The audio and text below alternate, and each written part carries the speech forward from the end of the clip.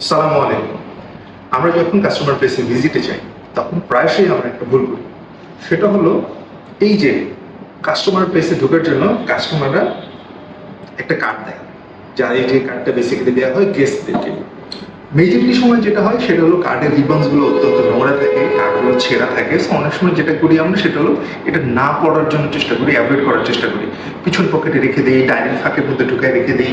কিন্তু এই জিনিসটা আমাদের অ্যাভয়েড করা উচিত, আমাদের এটা পড়া উচিত। কারণ আপনি যে কাস্টমার প্লেসে এসেছেন, এই কাস্টমার প্লেসে এটা তাদের রুল। তারা এই নিয়মটা তৈরি করেছে, সেটা হলো যে কোনো অতিথি, guest, suppliers, customer, whoever it is, যখন আসবেন তারা ওই কার্ডটা পরিধান করে থাকবে। সুতরাং B respectful towards the rules that your customer has established. By this way, you would be able to show respect towards your customer and commitment towards your customer. Please maintain this. Assalamu alaikum.